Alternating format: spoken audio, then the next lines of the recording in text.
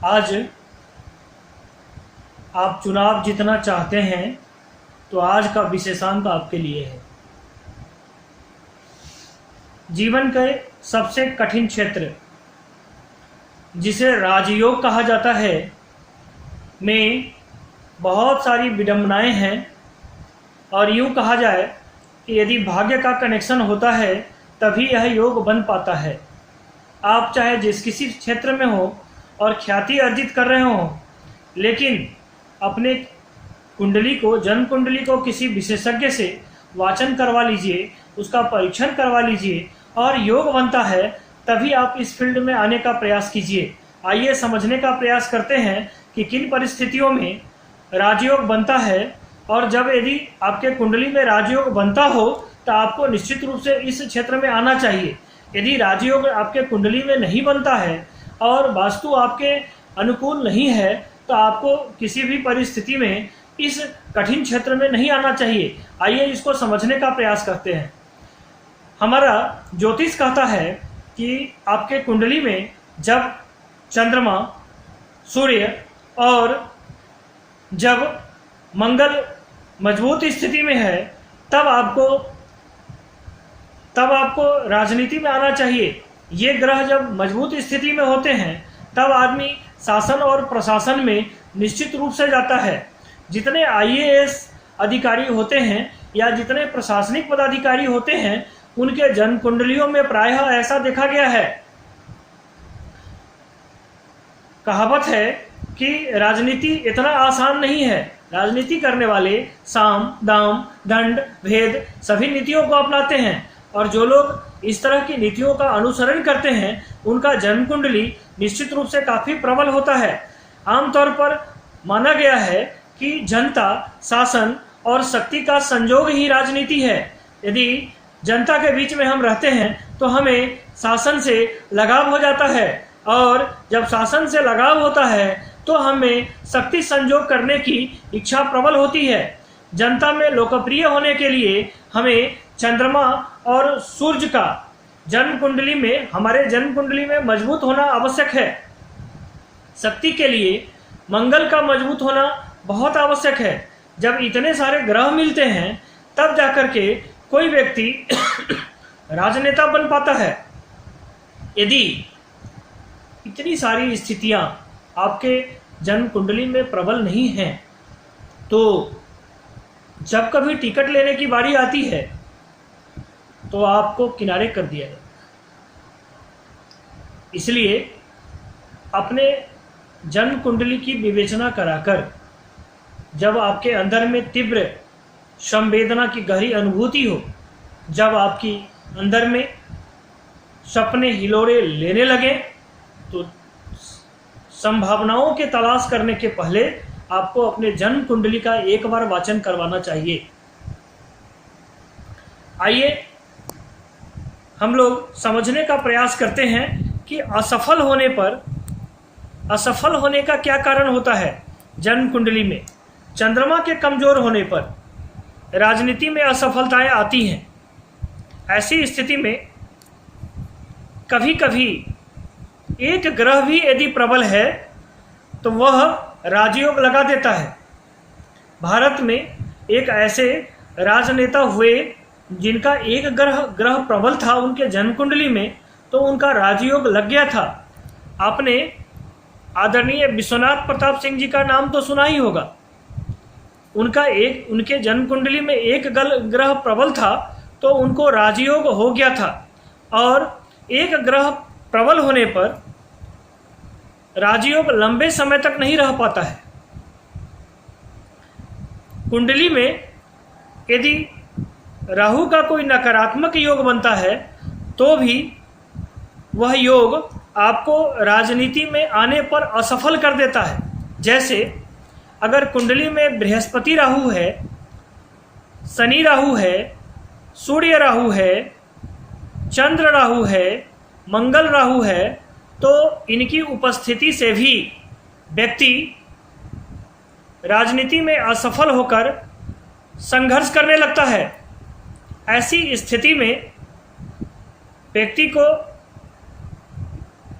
जब राहु आपके कुंडली में होगा तो विभिन्न प्रकार की लांछनाएं आपके चरित्र पर लगा देगा, जिससे राजनीति में आपका करियर समाप्त हो जाता है और आप जीवन भर अपने पार्टी का झंडा ढोते ढोते आप परेशान रहते हैं, या फिर जब कभी टिकट देने की बारी आती है पार्टी की तो आपको किनारे कर दिया जाता है।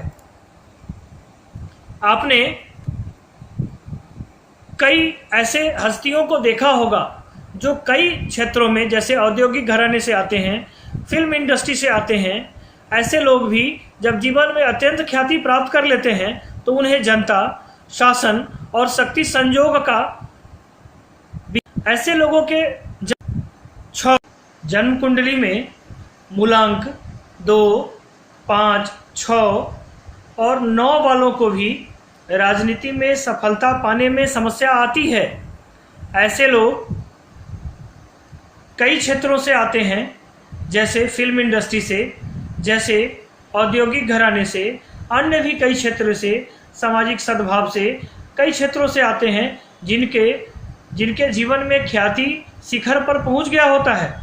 उनके जन्म कुंडली में मूलांक 5, 6 और 9 होता है, तथापि राजनीति में आने पर चूँकि उनका चंद्रमा बहुत मजबूत नहीं होता है, उनका सूर्य बहुत मजबूत नहीं होता है, उनका मंगल बहुत मजबूत नहीं होता है, और जब वे राजनीति में आते हैं तो वे लंबे समय तक नहीं टिक पाते हैं और उनका आना जाना शुरू हो जाता है। भले ही चाहे वह ग्लैमर की दुनिया से क्यों नहीं आते हों, इस तरह की परेशानियां बनती हैं। अतः राजनीति में कहा जा सकता है कि इसमें आने के लिए किस्मत का होना बहुत आवश्यक है। यानी कि जब प्रबल राजयोग हो तो आपको राजनीति में निश्चित रूप से आना चाहिए। अभी बिहार में पंचायत चुनाव है और इस चुनाव में हमारे मित्र ही नहीं, कई लोग चाहते हैं कि हम राजनीति में आएँ और सफल हों और इस फील्ड में हम अपना करियर बनाएं, हम पब्लिक की सेवा करें। आइए समझने का प्रयास करते हैं कि राजनीति में कौन लोग जल्दी सफल हो जाते हैं। जिन लोगों के कुंडली में मेष लग्न है, कर्क लग्न है, तुला लग्न है और मकर लग्न है, मैं राशि की बात नहीं कर रहा, मैं लग्न की बात कह रहा हूं कि जिन लोगों के कुंडली में ये लग्न है वे लोग निश्चित सफलता राजनीति में पा जाते हैं। खास करके जिन लोगों का कर्क लग्न है वे लोग तो निश्चित रूप से सफल हो ही जाते हैं। कई ऐसे फिल्मकार आपको फिल्म इंडस्ट्री से राजनीति में आए हैं जिनका कर्क लग्न था, तो वे आते ही बहुत जल्दी से सफल हो गए, या वे लंबे समय तक राजनीति में जिनकी उपस्थिति रही। कर्क लग्न वाले का राजनीति में सफलता सिर चढ़ कर के बोलता है। राजनीति में आने के पहले आपको किसी विद्वान ज्योतिषी से जन्म कुंडली का वाचन या परीक्षण निश्चित रूप से कराना चाहिए। यदि आपके जन्म कुंडली में राजयोग है तो आपको निश्चित रूप से आना चाहिए, और यदि आपके जन्म कुंडली में राजयोग नहीं है तो आपको नहीं आना चाहिए। हाँ, यहाँ विचारणीय ये बातें हैं कि यदि जन्म कुंडली में राजयोग है तब आशातीत सफलता नहीं मिल रही है तो आइए कुछ टोटमा करें। हमें उस परिस्थिति में कुशल ज्योतिषविद से राय लेकर माणिक्य धारण कर लेना चाहिए, नीलम रत्न धारण करना चाहिए, या पीला पुखराज भी आप धारण कर सकते हैं। क्योंकि राजनीति में मृदुभाषी होना बहुत आवश्यक है, तो आपको ये धारण करने से आपको विजयश्री की ओर अग्रसर करेगा, आत्मबल आपका मजबूत रहेगा और आप मृदुभाषी बने रहेंगे। राजनीति में कई प्रकार के दुश्मन होते हैं, तो राजनीति में आपका अंकगणित सब कुछ, आपका ज्योतिषी अंक ज्योतिष कितना भी अच्छा हो, लेकिन यदि आपका दुश्मन है तो उस पर भी आपकी पकड़ मजबूत होनी चाहिए। इसके लिए आपको प्रयास करना चाहिए कि आप प्रतिदिन भगवान सूर्य को जल दें। प्रतिदिन जब तक राजनीतिक कार्यक्रम में आप भाग ले रहे हैं, अपने लिए सभाएं कर रहे हैं, रैलियां कर रहे हैं, आपको प्रतिदिन आदित्य हृदय स्तोत्र का पाठ करना चाहिए, आपको प्रतिदिन शिवालय जाना चाहिए और भगवान शिव की अर्थ परिक्रमा करनी चाहिए। सप्ताह में एक दिन भगवान नरसिंह भगवान का और मैया बंगलामुखी का आराधना करना चाहिए। ऐसा करने से आपको दुश्मनों पर विजय प्राप्त होगा। ज्योतिषीय टिप्स में कुछ अन्य बातों का भी हमें ख्याल रखना है। जब कभी हम चुनावी सभा कर रहे हों तो हमें राहु काल में, जब हमारा प्रतिदिन राहु काल होता है, तो राहु काल में हमें चुनावी सभा नहीं करनी चाहिए। हर दिन का राहु काल देखकर ही चुनावी सभा का योजना बनाना चाहिए। राहु काल में यदि हम चुनावी सभा करते हैं तो मतदाता के बीच में भ्रम का जाल फैलने का भय रहता है तथा पार्टी और प्रत्याशी के बीच में भी नकारात्मक विचार बढ़ते रहते हैं।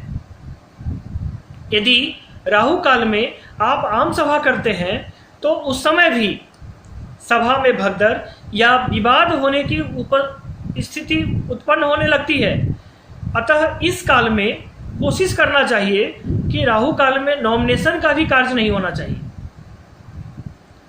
इसलिए राहु काल देख करके 1 घंटा का समय होता है प्रतिदिन, तो इस समय को बिता करके ही नॉमिनेशन करना चाहिए।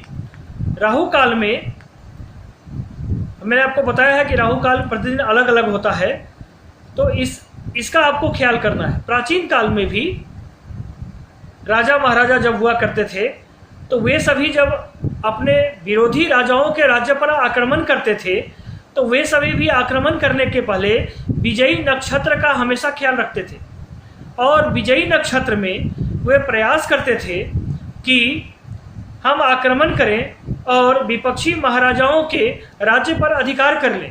अब प्रश्न उठता है कि विजयी नक्षत्र कौन कौन है। हम आपको बता देते हैं विजयी नक्षत्र कौन कौन है। विजयी नक्षत्र हैं रोहिणी नक्षत्र, मृगशिरा नक्षत्र, पुनर्वसु नक्षत्र, हस्त नक्षत्र, पुष्य नक्षत्र, स्वाति नक्षत्र, धनिष्ठा नक्षत्र, शतभिषा नक्षत्र और रेवती नक्षत्र।